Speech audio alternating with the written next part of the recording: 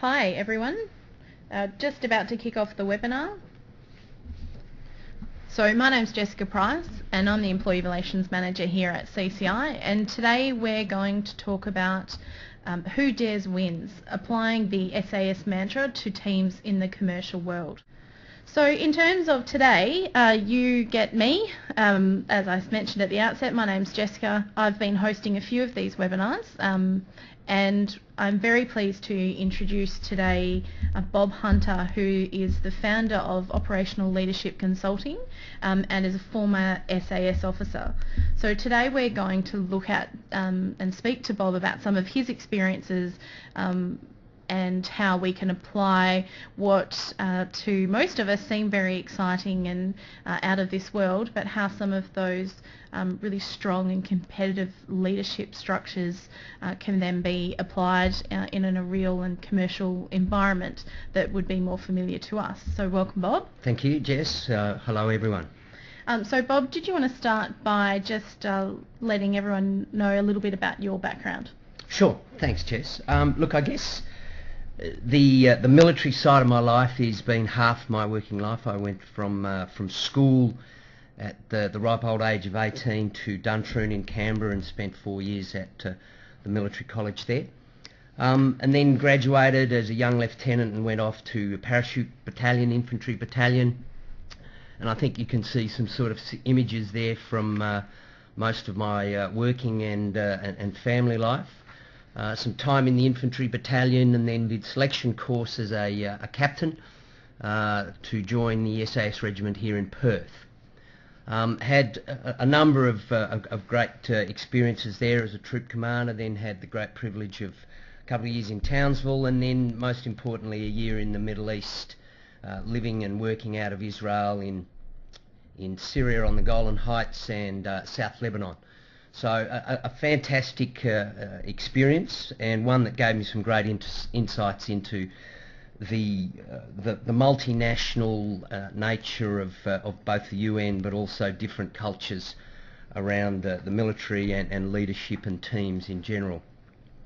Returned then to Perth and took up the role as the officer in command of the counter-terrorism squadron, and that is one of those really high-performing teams in our military, in the SAS regiment in particular.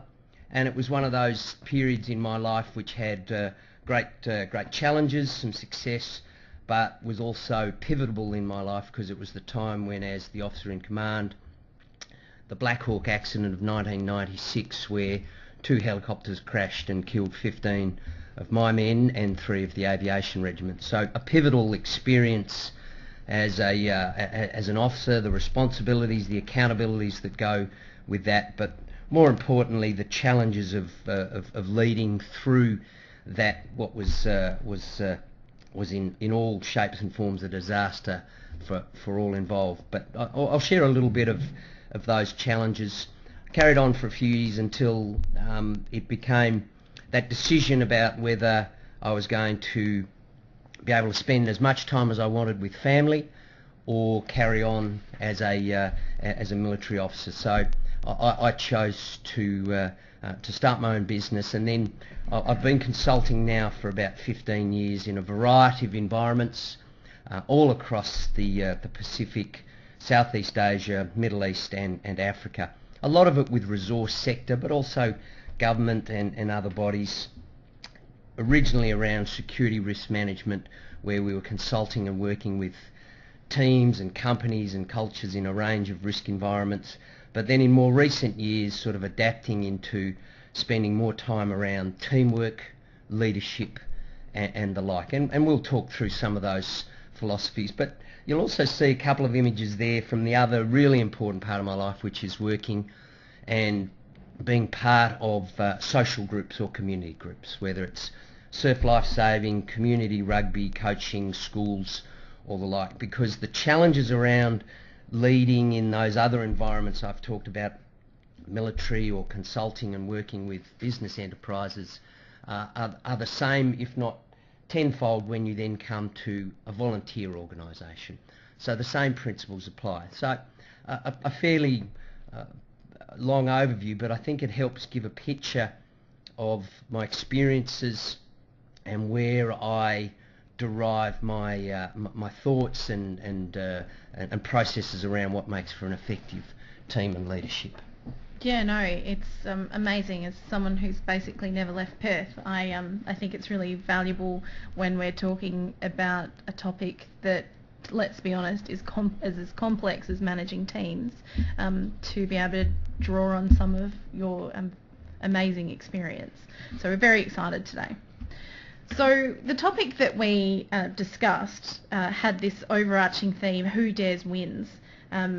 And would be really interested on your view as, firstly, what does this mean? Where does this even come from? And what does it mean to you behind this idea of teams and leadership? Sure.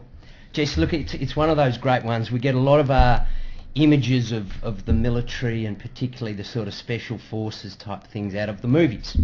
And they're wonderful for a form of entertainment, but they don't actually give you the depth and reality of what that means. So often when I ask people, what does that picture you, they pick up images like Rambo and you know, people doing the impossible against all odds. Look, there's always an element to that, but the reality is you cannot take a chance, go into a high risk world and do something challenging without detailed planning, having the right people, having a team that's aligned and focused on it, and really pulling that together. So there's so much more to it, and you can see there those bits that I've just articulated. The right people, the team clearly focused and working together, and then a plan.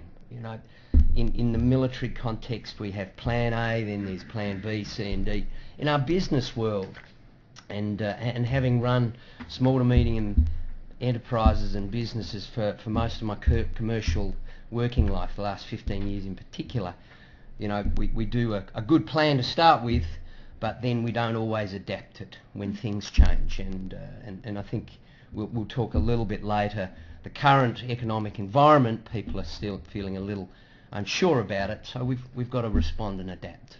So there's a fair bit there again, but it's not about being gung-ho and doing things stupidly, but understand the risks and have all of those parts, people, team, and plan and adapt, and you're right on track with it. Yeah, look, I'm not going to lie.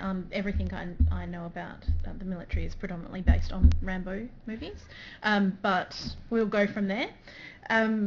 We have put up a poll for everyone, and we encourage you to get involved in that. So the question being is, based on those areas that we just talked about: right people, aligned team, planning and adapting. If you were to, as an audience member, have to choose one of those areas where you think your business would actually benefit from, or you could see there's some improvement to be made, I'd be interested to know which area you think could benefit from that.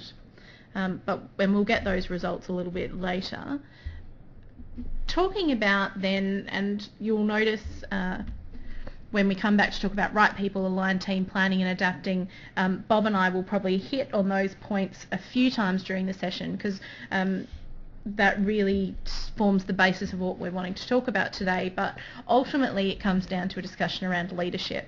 And I'd be interested, Bob, if it's so complex and there are so many books written about it, and there are entire tertiary education courses written about it, but if you had to boil it down to something simple, where would you start? Okay, the best or leadership to me is quite simply, if I can't do it or lead it myself, then I'm not demonstrating what I want for my team. If I don't live the behaviours, if I don't live and set the example, I won't find my team able to do it with me. Mm-hmm. And I think we've got a slide there that just has a little summary between the two. I think what we find, and I found it in my consulting career and working with a lot of businesses, that we're very good at the right-hand side, the management side. We have plans, we have budgets, we spend dollars, we account for things, we have processes and procedures, all of those sort of things, and they're very much in the managing side of it. But the bit that steps over and above, you've got to be able to do both, but the bit that's above it, the leadership part, is that setting that vision, that direction, getting the team aligned and committed, and then motivating them. And we're not talking the halftime coach pep talk, but living it all the time and continually demonstrating the behaviours, the actions that you want from your team. Very much fits on that leadership side of the equation. Yeah, that's I completely agree, and I think there's a lot of time spent focusing on management because it's almost easier to define. Well, you have budgets and plans, and your accounting systems help you give all of these indicators, but it's very hard to get what's a measure of morale and leadership. You know, you can take employee surveys, but in small to medium enterprises that sort of becomes a bit hard. So the reality is we then do the things that make it, and often a small business may have started with the person who was the technical expert at whatever the skill set, you know, so very good. So if you're a plumber, very good at that technical skill, so you're very comfortable managing and making that work. But then if you want it to grow beyond just being a business of one person or two or three, then you've got to add some of that leadership part to it. No, very true. And I think one of the key things I know internally when we were coming up with the topic was the voyeur in us wanting to know a little bit more about how the military works. So how does that idea of leadership versus management, how does that actually manifest itself in the military? What does that look like? I reckon there's a great analogy here. Do you think you could manage someone into a high risk and conflict? You just sort of direct them and guide them, or do you actually have to live it, see it, do it, lead it? So there's a simple perspective there. You really can't manage people into risk and conflict. They've got to be led, and you've got to be part of it, and they've got to have a voice and contribute to the plan and solutions and how they do it. So the military, again, there's a lot of stereotype perceptions out there, and often I hear when I raise this question, what's the stereotype? If it's not the Rambo style when I'm talking special forces, the military, it's a yes sir, no sir, just do it type thing, get things done. But the military, and I learned this when I first joined the organisation, that team in the early 80s in Duntroon, was those military leadership core values: courage, respect, initiative, teamwork. But there was one word that was always put to us, and it was about integrity. Because if you didn't have that integrity, trust between myself and my offsider, and trust between the team, it's very hard, to go into a risk and conflict environment. So those core values in the military context are really, really important. And there's some there that list what the Australian Defence Force, so our overall organisation that teaches officers in the Army, Navy and Air Force, has those values listed: courage, respect, integrity, service, professionalism. Fabulous words, and fundamentally very, very sound values that any business would be pleased to have exhibited by their team, their people, I would suggest. The key to it is, though, that it's core values. Everyone lives it, all levels, all the time, and that's fundamental to that organisation being effective and working. And what are some of the steps that you've seen in those environments to get people to live those values? Well, again, it goes to the little steps we talked about, getting an aligned team. So people having a voice is basically having an opportunity to contribute, being allowed to contribute genuinely, not just lip service. Because if you contribute, then you've got a sense of ownership. This is mine, not just something that's imposed on me.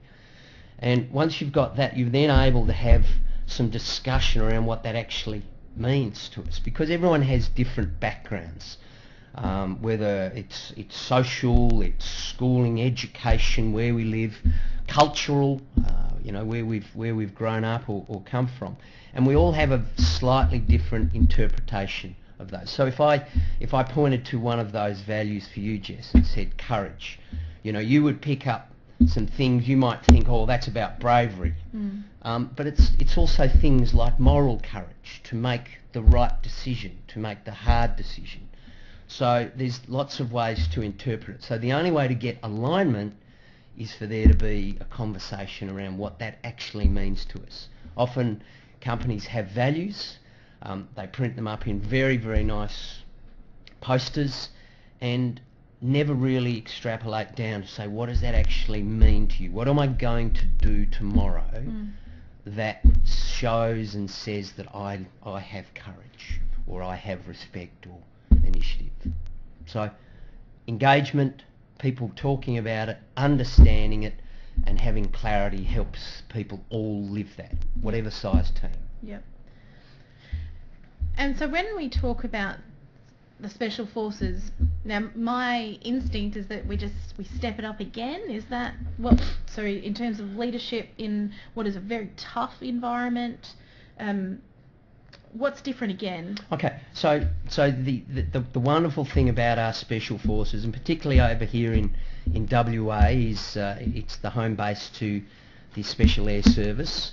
So our it's one of the Special Force units in the Australian military context, and it's one that has, again, a list of its core values. You can see, if you're obviously watching the webinar, endless pursuit of excellence, discipline in all we do, classlessness, humour and humility.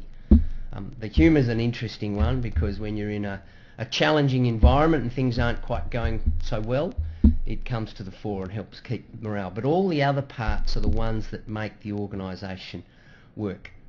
The SAS has the good fortune, particularly in the working group, what we call the operational teams, where people have to do a selection course. So they demonstrate their commitment, their desire to be there through physical and mental tests. And there's been a few shows over time which give an insight into that. But the ultimate part of it's not about a superhuman He-Man. It's about someone who is focused, committed, and able to live through adversity and maintain a strong teamwork and focus on the task. The image you have in front of you on the webinar captures just that. The SAS works in small teams, 5, 6 men, in a range of areas, whether it's land operations, water or air. And here's an image of a water patrol who've parachuted in, inflated their small craft, the Zodiacs, and are doing a rendezvous at sea with a submarine. So it captures the whole imagery of that patrol. It must be completely aligned. They've really only got themselves to look after each other. Everyone's expected to have a voice in that team, whether they're the youngest trooper there or the senior sergeant or an officer, whatever it is. Don't hold back. Make sure you have your voice so that everything's been raised, the concerns, the problems, the issues, something you see that's not quite right, because everyone's relying on each other to do that. And then clarity around what we're doing, a strong values code, again, that comes through from doing things like selection, but it's how it's lived within the organisation the whole time. And then having the moral courage to hold each other to account, no fear or favour, old or young. So that sort of whole Special Forces, small teams, highly dependent upon one another, living and working in a challenging environment where some of the consequences are significant. So when we talk a lot about voice and having a voice, I would imagine in those sorts of environments, if you're empowering people to have a voice, someone ultimately makes a call though, right? Yep. How does that tend to look? That's the reality of any organisation. You know, the world can't just run with a never-ending democracy where we just talk and no decisions get taken. But once that decision is taken and people have had their chance, it's, right, we buy in, that's it.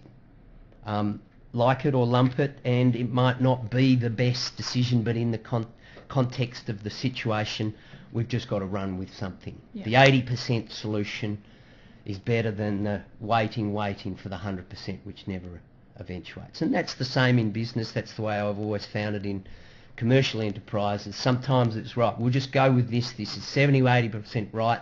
We can do it now. Let's get on with that job. So once that decision's taken, because we're all clear on it, we've had an opportunity, we now commit, contribute and participate. So it can't always be that, totally democratic where it takes a long time for everyone to buy in. But that's part of having the strong values, and we've already articulated that. Once the decision's made, we buy in as a team. And does that then loop into the sort of last point around accountability as well, in that if someone isn't falling into, do people fall in behind? Is that the expectation? Correct. Look, it has to be. Again, that image there pictures that up. There's no second chance out there in the middle of the ocean for that patrol. So if they don't buy in and someone's holding back and being reluctant about it, all they're doing is jeopardising themselves and their team. So in that military context, that's easy to see. But the same applies in a small team, a business, that if you've got someone who's not pulling their weight, they're dragging themselves down, they drag the team down. So if you don't have that conversation with them, and this is where it then draws into some of the areas perhaps in the HR field around performance management and accountabilities. And it's usually the area where most people, when we talk about leadership, people are challenged by that. If we'd gone right to the start and made it very clear what people needed to do to be part of that team and accept decisions and move on, then it's much easier to have that performance management conversation. Yeah, very clear expectations. It's very important. Absolutely. Not only from a compliance point of view, but coming back to what we're talking about today in terms of having strong teams. So that leads us in nicely from taking some of these ideas that have been applied in a military context and leading in a business. When we start talking about that, one of the things we talked about at the outset was around people and having the right people. Now, prior to this webinar, you and I had a conversation about this, and I'd be interested in drawing your thoughts out around the idea that, surely in the military it's much easier to get the right people. We've touched on this. You have quite very clear tests to get them in, and they all want to be there, and they're putting their lives in each other's hands. Yep. How that doesn't tend to be the case No. in a commercial environment. Yep. How can you apply some of those very extreme ideas into a small business? Yeah, I think it's if I talk about leadership, sometimes people say, okay, that's easy in the military. Everyone accepts there's a hierarchy, and you're challenged, and everyone agrees that's the way it is. But that's not the reality in the commercial world. And as you've already alluded to in Special Forces, particularly the SAS, you're privileged that everyone goes through a very rigorous selection course to even get accepted. Commercially though, there's still a process that you can apply to get the right people. Whether it's your interview process or it's making it clear around the expectations. It surprises me when I've done a bit of work with a number of businesses, and often when they're trying to select the right person, the position description's very vague, or it's a generic one. So they've never really aligned the person with the specific job. So spending more time up front on that process rather than we'll just grab the first person that seems right and then spend some time trying to align them and not quite have that clear. I still think in a commercial environment you can apply the principles of getting the right people, but it requires some work, and it's not just the work of the HR. It needs to be the work of the leader or the leadership group to ensure people are aligned to what the role is, what the values of the business are and how you want it to work. Sometimes it's right, we just need to get someone. Yes. And we don't spend enough time up front on that process of getting the right people. There's another little part to it, and it often evolves from small to medium enterprise, is that, well, we've got these people and this is our team and we've got to look after them. And as the business expands, the roles, we just sort of roll people into the other jobs. And they might not necessarily be the best for that new job. They were good at what they were doing before. So there's a loyalty factor in trying to look after the people who've been part of your team, but there also needs to be some degree of clarity around, is that the right person for that new role as we grow and expand. And the same principles apply. If you've got it clear what you want and you have strong values around it and you spend some time working, can this person adjust to that? Is there training that can help them with that? Again, I think that's where that HR process can add a lot of value to helping adjust and adapt people if they're already employed and you're wanting to help grow the business from within your own resources.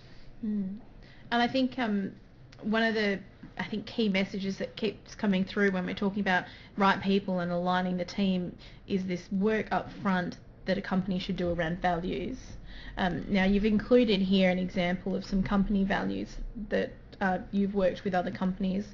How do you roll this out? How do you work with businesses and companies when they're developing this sort of thing? Sure. The values part is an interesting one because, again, each of us bring our own background, experiences, family, you name it, to each of those words. So if I said to you what was integrity to you, you would come up with a couple of things like, well, people always actually doing what they say they will do, living it in a personal way. So you expand upon that word and you create clarity around what that means in terms of behaviours. So the same should apply. Often the nice words are put up. I did a workshop yesterday with a couple of company groups who are merging for a project, and both company groups had similar words on their values and saying, yep, we're both along the same line when we have these values written up. But then when we had conversations around what actually each of those words meant to them, there was some differences because one was an explorer, one was a driller. And so merging the two around what they actually understood each of those words to mean to them in terms of how they acted and behaved, then there was much more alignment to it. And often we just get to the first level. We just throw up the good words. We think that's what leadership means. We like integrity, professionalism, excellence, all of these sort of fabulous words. But until you actually spend time with everyone in the team understanding what that means to them and how they will act and work in their team, it doesn't have as much impact. Yeah, it's really the development of values in a business is it's interesting and so much harder than I think people actually realise it is, because for it to mean anything more than just a piece of paper. Well, often it's done in small business because that seems to be the right thing to do to be professional. And because we're a small team, 2-3 people, maybe family members, we all understand it the same way anyway. But the reality is we grow and try and be more, more profitable and bigger client base and all those sort of things that businesses are seeking to do. You inevitably bring more people in and they have different understanding and interpretations of what those can mean. And so the right intent, we've written it up, it makes us seem and feel professional, but if we don't actually live it, understand it, it means nothing. And I've used the expression in workshops before that they're often just words on a wall. Nice poster, they sit up there, everyone nods and say, yep, that's them, but until we live it and do it, it won't have the impact. And it goes all the way back to that military learning, I guess, from my earliest working days, that if you have that core values approach and know everyone's aligned and everyone knows what integrity and trust means, it's so much easier for that team to do things in tough places where it's not all about the money. I would actually go a step further to say that if you're not living those values, you're potentially undermining the words on the wall. Absolutely. Yeah, and again, if you then talk about from the leader perspective, if they don't live them and understand them and model the behaviours, then it won't happen in their business. I'm a father, a parent, so 3 children, and I don't always get it right, but I know one of the fundamental approaches is to try and live and model the values and standards that I would like, my children to grow up with, and that's one of the things that I always throw it back. All right, in business I'll do this, yes, but if family, would I do that? The kid test, what would they say if I was doing that now? So living it and modelling it is the leadership component. If you want it to happen in your team, you've got to do it yourself. Yeah, I completely agree with you. So one of the, I guess, shifting the conversation a little bit, talking to members at the moment and clients, the overwhelming stories that we're receiving is one about challenges, an economic environment that's going to be challenging over the next couple of years. So I guess what I'd like to talk to you about is some of your experiences with leading through challenges. One of the things today I think that we need to be really conscious of is we're talking about examples in the extreme. Yeah. And you alluded earlier to your experience leading through challenges and touched on the Black Hawk accident. Wondered whether you wanted to draw that out at all? Sure. Look, I'll add a couple of little beats because it is... Look, it's a defining part of my working life. So, I'm 35 as an officer in command of a high-performing counter-terrorism team. We were doing training that we thought was, reasonably straightforward in the context of what we did in that organisation. We were working with the aviation regiment, and they were at the high end of their capability in the helicopter skill set. So the two were merging. So that one of the causal challenges to why 2 choppers came together and unfortunately killed a large number of men was just that slight differing in understanding about, what we were doing. Was this the right skill set? Could we have flown that mission a different way? Of course we could. And in hindsight, we came out with a number of other ways it could have been done. But in the end, we were making decisions on the day. So the end result was an absolute disaster. We saved a few lives, and we got a few guys back that wouldn't have necessarily survived without a great team performance. But the impact on family, the impact on friends, the overall SAS regiment, the military, the army in general, was significant and devastating. But as an organisation, we also had a very clear role and mission. So there were a number of parts to how leading through that challenge was important. The first was we had a very clear goal and vision mission, which you can apply to economically challenging times. If you have that real clarity, it helps people be aligned to what it was we were trying to do. So that role was one that needed to be back up and reconstituted within 3 working days after the accident. So the organisation as a whole was able to adjust. A few people came in to fill key roles. So it was the I guess in a case example of back on the horse, and we had a very strong focus. That didn't take away from dealing with the trauma and the grief, but then there was a whole team that came in to assist with that, with families, with survivors, with people who hadn't been there and thought they could have been or should have been, and could they have made a difference. So the clarity around the mission helped. Then the wider team and the support was absolutely fabulous, and not just from within the military and not just from within the SAS regiment, but the former members, the association, really stepped up to the plate and provided a support mechanism of ex-veterans who were able to assist and guide and help with families and the like.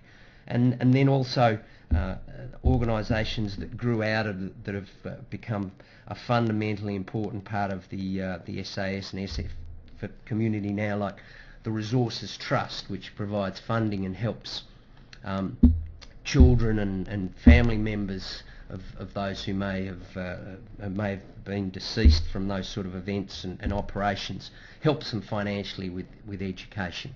So the leading through the challenges was clarity around what we were doing, the wider team and bringing a bunch of people in to assist, and the fundamental part that just helped bring it all through and still to this day lives is that core values approach, that sense of family, team, that everyone has a role to play and the importance of it. So it wasn't down to me, it was a whole of team recovery and response to that trauma and that disaster, but having clarity around what we were doing, being able to understand that vision and mission, and then put away a plan and a way forward for it, helped us significantly through what was an unequivocal disaster.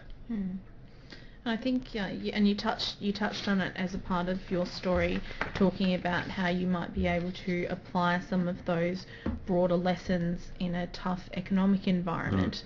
I think one of the key challenges that a lot of businesses are talking to us about at the moment are the effects that redundancies have on a business, particularly on those employees who are left. Yep. And I think, please correct me if I'm wrong, but some of the key things, I think some of the key messages we could draw out of that, particularly going back to those key points around values and voice and expectation and clarity, so that you can, metaphorically get back on the horse and drive towards that vision. Yeah. Everyone, you have to pick up and dust off. And I think it's also important to put it in context. Jess, WA has been very privileged, and I'm not an economic commentator here, but we've been very privileged to have had a boom-driven economy for 10, 15 years in a number of sectors. And so there's a generation of workers who've come into that environment, and so they don't have a lot of experience, and a few business haven't had a lot of experience of when things get a bit tougher. And so it's important to put that in the context that, all right, this is a normal part of an economic cycle. So if we understand that, then it helps make it clear, all right, so what are we actually trying to do here? What's our business model? What are we focused on? And then clarity around people's roles in that context makes it much easier. That's a very generic sort of observation around economic hardship, but the flow on, if there's not big projects going on, then service industries and small businesses start to feel it as well. So if you don't have clarity of that understanding and then talk about it and explain it and work through with your workforce, then we get what I call the car park gossip. Oh, have you heard, and this and that, and that becomes people's reality, as opposed to, let's get some facts here, let's understand what it is we're trying to do, let's deal with it in that context of being real, not just other people's rumours and innuendo. Yeah, and I think that really touches on what you were saying earlier about, particularly around leadership beyond technical. So that's the sort of communication and consultation that you'd be looking to do with your workforce and your teams that have absolutely nothing to do with the technical day-to-day work that they're required to do. And it, to be honest, might be a little bit outside of your comfort level, but when there is silence, people fill it with something. Correct, absolutely. And that's that, you remember that little slide, leadership versus management. We're very good at let's get busy with accounting processes, time, deadlines, that sort of stuff. But when it's a bit tougher, we need to be clear around that vision and set something that helps us all stride forward, and what do we actually have to do to be a bit more proficient and productive in a tighter time frame. And resilient too. Yeah, it's an interesting word, resilience. We've been through a journey. My children are 18, 16 and 14, and watching them go through schooling where the schooling system becomes increasingly risk averse. So, you can't climb trees anymore. You don't know when to take risks and have a consequence. So we're not very resilient as right from our our school days now. So our society is not very resilient because it's now someone else's fault. Whether it's an insurance policy that covers that or some form of litigious response because it's someone else's fault, and we don't understand that we should be accountable and a bit more focused and resilient ourselves. Yeah, and I guess that goes back to what we were talking about about accountability and actually building that into the way that you do your work. Yeah. Okay, we've got a question here from Tim. The question is, how did you separate the emotional elements that you go through with a disaster and need to learn to ensure that doesn't happen again? And how many times, or how were there times where you doubted yourself? Of course. Okay, well, let me answer the second part first, Tim. Definitely doubted myself because as the officer in command and flying around in a helicopter on the evening in question, we looked at everything we'd done, and then we spent 8 months going through a board of inquiry where everything was thoroughly investigated and every question was asked. So always doubted myself, but because of the team nature, we went through those, and it was easy to support each other and say, right, that's what was done in the context. In terms of separating the emotional elements, look, that's impossible. We were very close as a team, so you're always going to have to live with the memories of those soldiers that died, but we also had a very strong expectation that we could deliver a capability, and that was understood by all members of the team. So that alignment allowed us to help manage some of the emotional elements. Okay, thank you, and thank you for sharing that. So ideally what I'd like to do is just shift it back in the last part of our presentation to talking about taking some of those overarching themes and applying them in business and life. And we've talked about voice. I just, in talking about that and just touching again on why the voice element is so important to you, we made a couple of comments earlier in the piece about how we manage multiple voices in a small team, but in terms of an individual and in a leadership role, why having a voice is so important? I think it's simply about buy-in. If you felt you've had a voice and an opportunity to contribute, then you're part of the solution. There's some studies that have done more detailed analysis on that, and if you're looking at that characteristics in high performing, the participation in decision making. I call it's ownership. If you've had a chance to communicate and contribute, you got some buy-in to it. Yeah. Even if is not your final decision, but at least being heard. And if you know that it was a genuine opportunity and not just lip service, then you've got more chance of it going forward, even if it's not the decision that you might like. But if you've had an opportunity to contribute, had a voice, and it's been listened to, then it's got a chance of being bought into. And look, again, without analysing every sporting team, but you only have to look at the ones that win premierships in whatever code or finals, the ones that seem to have clear language and clarity around what they're doing, everyone's bought into it, some values and behaviours that they're held accountable to, then they're the ones that win the flags. You've heard the expression, it's not the team of champions, but the champion team that wins. And there's enough case examples in recent years and codes to demonstrate that. It's not all the ones with the best list of athletes. It's the one that combine best as a team that do the best.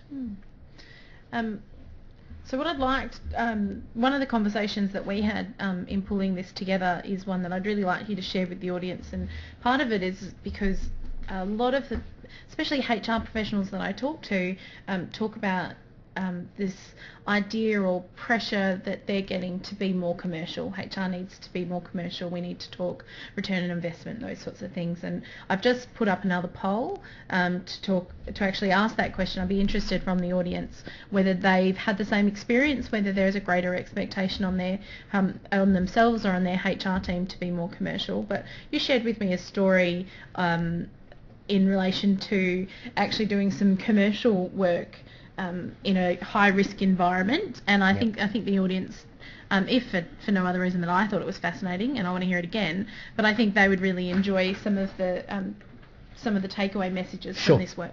Look, one of the businesses I ran post-military was what we call a security risk company, and in the post-Iraq war, so in 2004-05, there was a bit of a vacuum left post-conflict with the fall of Saddam Hussein. And what that then was created an opportunity for security companies to come and provide some of the services to get goods, reconstruction, you name it, going. And one of the tasks we were working there, we were just a small company, 5 partners based out of Perth here, but working with a global footprint. And we'd given ourselves a go there. It was a bit like the old gold rush days. You know, every adventurer would go there, every ex-military man, and different companies would have different ways of approaching it. But from our perspective, it provided a chance perhaps to use some of our skill sets, and in the model that we were working, which was small, innovative solutions, try not to stand out, and blend in and use locals as much as we could.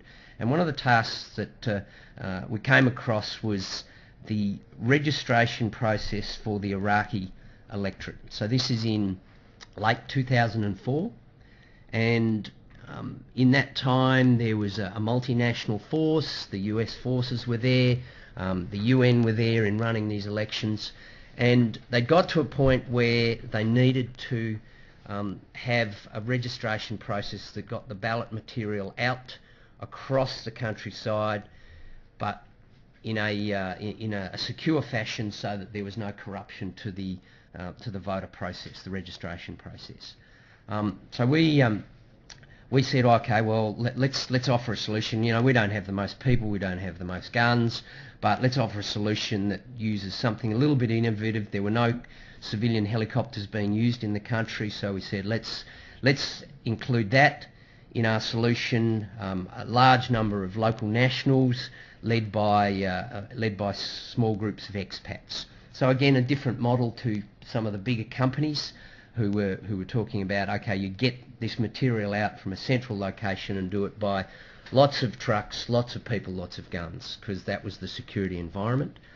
So in a short time frame, we came up with a different idea, bit matches with the old who dares wins, but it had a lot of elements to the plan. You know, security around how we controlled information around our helicopter flights. Didn't let anyone know until the pilot was literally getting in the chopper, so that information couldn't leak. The timings were varied. The landing zones, we only put them in place as the helicopters were coming in, so we didn't have permanent footprints on the ground that created targets and profiles. So in the end, we had to get a lot of material out to a wide-ranging set of areas. We had to use local nationals, and our expats were predominantly Australians, New Zealanders, and some South Africans, but all generally with military pedigrees. So again, we were able to fall back on that core values approach that we knew most of them. We didn't get it 100% right, but we had very strong processes around when people weren't performing and not fitting the values. Thanks very much, but you know, we'll find someone else to do that job for us. So a very simple outline of a quite complex task done in a very short time frame, but some innovation around using aviation assets, a plan around low-profile vehicles that fitted in with the local environment, a plan around people sort of looking like being part of the local community as opposed to big gun trucks and those sort of things. That's a very quick synopsis of it, but we successfully achieved both the registration without loss of any material and then the actual election ballot in the early part of the following year using the same model.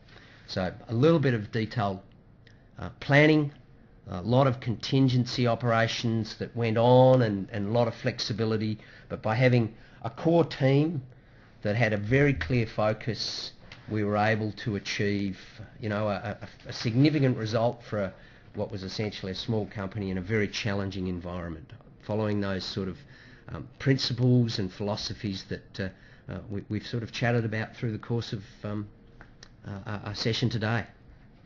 So one of the, sorry Bob, thanks for sharing that. I think it's such a interesting way to illustrate that even in the most complex commercial environment, because really you don't get much more complex than that, no.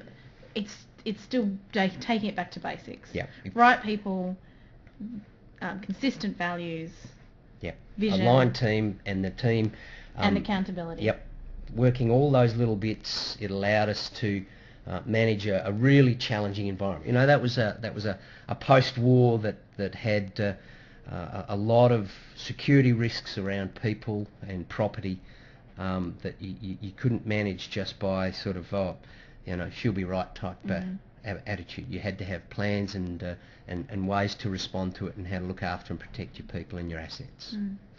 So we've covered a lot of detail in a very short period of time. What do you talk to people about? Like, what do they take away from today? What do they do? Where do they start?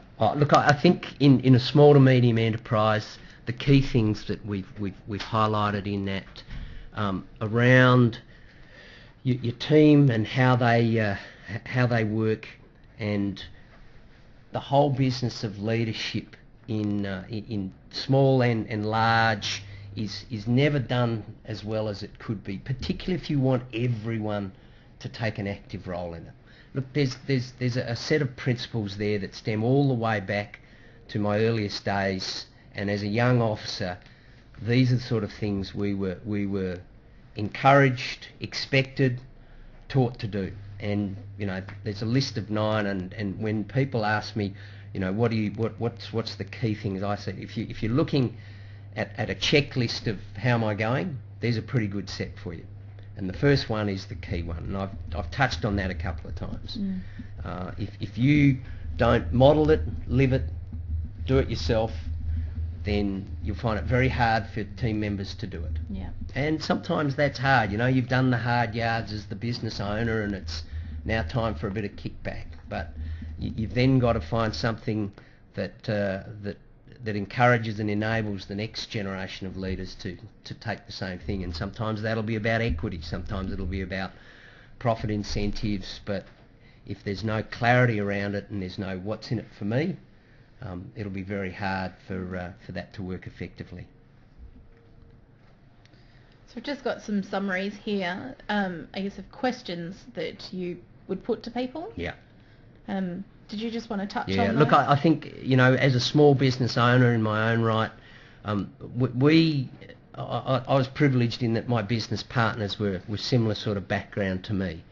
But we were always very clear, what are we trying to achieve as a team? We know what we're trying to do and how are we going to work together and what were our roles, always making sure the opportunity was there for a voice.